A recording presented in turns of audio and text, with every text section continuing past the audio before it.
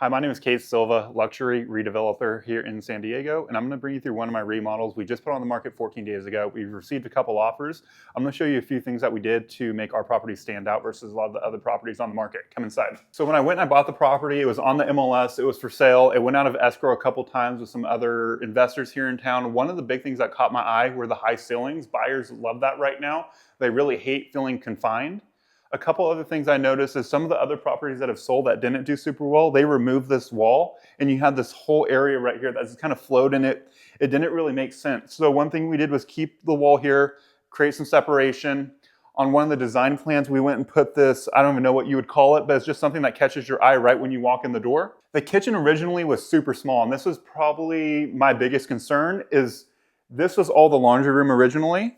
And then you had the kitchen, which was half the size. I said for $2.3 million, we had to make the kitchen bigger. So we expanded the kitchen this entire way, and then it leads into a second living room and then a breakfast area. So if you're a family and you have 3, 4 kids living here with you, you have plenty of space, multiple living areas. Another thing we did outside, which a lot of people probably wouldn't do, they would go the cheaper option and put concrete down or just leave what was here originally, which was like Spanish tile. We came out and we put pavers all the way through the backyard, and it wraps all the way around the property. It just gives the house a different type of character that you don't see it on too many flips here in California. And then we have the pergola out here just to add another accent piece on the outside. We'll go back inside. I'm gonna take you upstairs. A big thing too is we always focus on staging. My stagers killed it on this one. There's a ton of artwork and accent pieces in the house. Most stagers would just put some furniture and maybe one accent piece in the whole house. You'll see in every corner as you're walking through. It kind of makes everything pop. Like you have one right here. You have another art piece on the entryway. And then you have one on the staircase as you're coming up. It's always worth it to pay a little bit more for staging to get those accent pieces. So you have 2 of the 3 bedrooms up here. Another thing that caught my eye on the acquisition was the high ceilings in the primary bedroom. 9-foot ceilings, 8-foot ceilings versus 12-foot ceilings. This always makes the rooms feel bigger and like they have more volume. You really can't see it right now because it's a little cloudy, but you also see the channel over here with boats. So it's nothing crazy to brag about, but hey, at least you have it. A lot of homes over here do not have it. There's also no road noise, which a lot of the other comps did have. So I thought that was a huge win. We also have the primary bathroom in here. So we went and the shower was maybe 1/3 of the size originally. So we made it bigger. We did a soaking tub, and then you have the custom cabinets with the quartzite. We put quartzite throughout the entire house, including the additional bedrooms.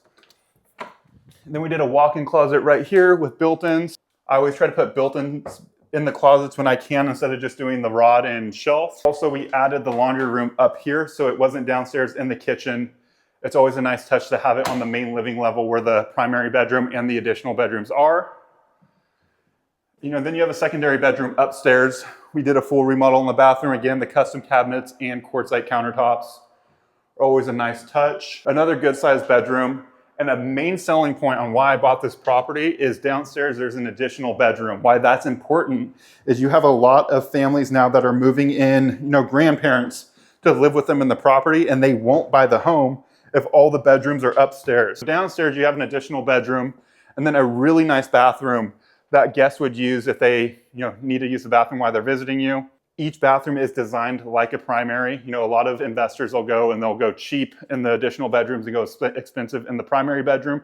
We do the same across the board because we think every bathroom matters, especially when people come in, they notice we touch every square inch of the house, and we don't do the primary bedroom fantastic and then everything else just kind of gets thrown together. So over the last couple of years, with all my projects I've been doing, I've noticed the one common denominator is not everyone, but most people always complain that there's no bedroom downstairs. Not only is this bedroom downstairs, it's completely separate from the rest of the house. If the buyer needs to move their mother, father, whoever, and they need a single level, it lives like a single level. One of the big things that caught my eye on this house is if they wanted to make this more private for their family member, you could wall this off right here. It's very easy to do, maybe cost $1,500, and now this family member has their own private in-suite within the house. And it gives that family member a sense of privacy. The bathroom's right here for them. They have to walk 2 feet out of their bedroom to go there. When I saw this, I was like, this is a win-win situation, especially right now when I'm seeing so many buyers complain when there is not a bedroom downstairs, whether they're getting older or they're moving a family member in.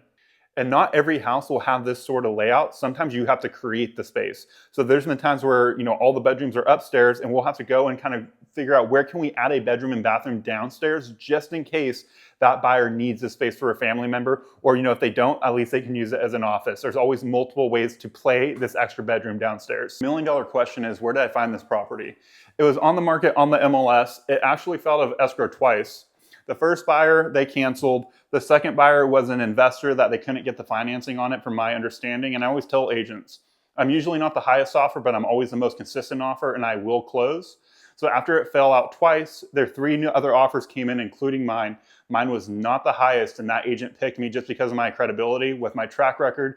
They called my lender just to hear if I am everything I was saying, and my lender went to bat for me and said, hey, I've done all of Kate's loans this year, and he will close. 7 days later, I closed on the property. Credibility is everything in this business, especially with agents when they have a bunch of offers and they've fallen out of escrow a couple times, which happens a lot lately.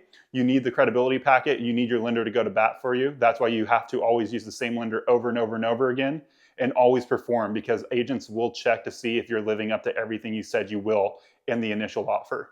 I've been on the market 14 days. We have received a couple offers. There's one offer that came in pretty low, and the agent explained to me, said, hey, my client isn't doing this because this is what he thinks the house is worth. This is all he was able to afford.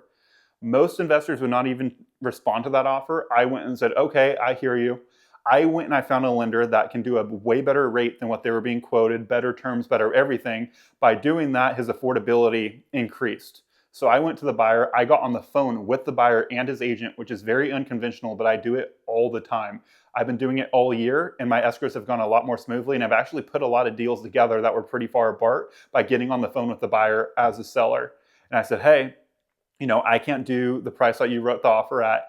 If I am able to go get you a lender that gets you better terms, will you come up in price to where we need to sell it in order to make the deal happen? At first he was a little hesitant, and then I just kept explaining to him why I was doing what I'm doing, why I got the lender involved, and he just didn't have a great understanding of it. He's been speaking with the lender the last 2 days, and we're really close to putting the deal together. That's the difference, in my opinion, between myself and a lot of other investors, is I will go and do that extra work to put a deal together instead of just dismissing that buyer away because he wrote a low offer. And if anything, even if he doesn't buy this property, I helped out this VA buyer. He's going to get an interest rate almost a full percentage less than what he was being quoted by his other lender. I told him, hey, it's a win-win situation whether you buy my home or not. So I flip about 2 or 3 properties a month here in San Diego County.